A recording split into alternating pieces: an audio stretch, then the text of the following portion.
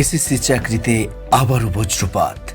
নিয়োগ দুর্নীতি নিয়ে যখন রাজ্য জুড়ে তীব্র আন্দোলন চলছে, তখন উচ্চ আদালতের এই কড়া মেজাজ তদন্তকারী সংস্থাগুলির উপর আরও চাপ বাড়াবে বলে মনে করা হচ্ছে।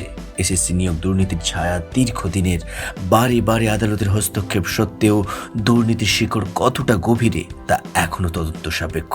তবে বিচারপতি সঞ্জয় কুমারের আজকের বেঞ্চের নতুন অবস্থান বিচার ব্যবস্থার প্রতি সাধারণ মানুষদের আস্থা ফেরাতে সাহায্য করবে বলে আবার আশা করা যাচ্ছে। বিশেষ করে দাগি প্রার্থীদের বেতন ফেরতের বিষয়টি কার্যকর হলে তা প্রশাসনের উপর বড় ধরনের আর্থিক ও নৈতিক চাপ তৈরি করবে বলে মনে করা হচ্ছে। ফের কড়া অবস্থান নিল উচ্চ আদালত।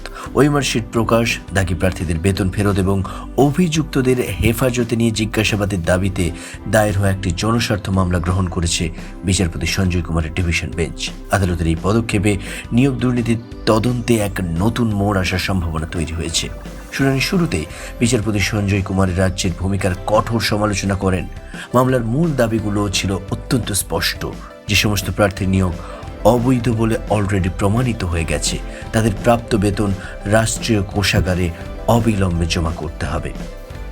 শুনানির সময় রাজ্য সরকার ও সংশ্লিষ্ট কমিশনের অবস্থান নিয়ে একাধিক অস্বস্তিকর প্রশ্ন করেন বিচারপতি। বিশেষ করে আদালতের আগের নির্দেশগুলিকে পাশ কাটিয়ে কেন নতুন নিয়োগ প্রক্রিয়ার সঙ্গে এই বিষয়গুলিকে গুলিয়ে ফেলা হয়েছে তা নিয়ে সরাসরি জবাব তলব করা হয়েছে। আদালতের পর্যবেক্ষণ অনুযায়ী নির্দেশ পালনে অনীহা কেবল আইনি অবমাননা নয়, বরং কয়েক হাজার যোগ্য চাকরি প্রার্থীর ভবিষ্যতের সঙ্গে এক ধরনের প্রতারণা।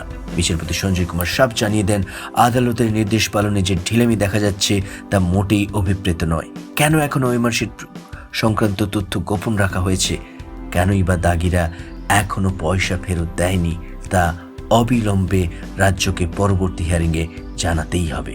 আপনি কি মনে করেন বিচারপতি সঞ্জয় কুমারের এই নির্দেশ সঠিক? অবশ্যই কমেন্ট বক্সে জানান।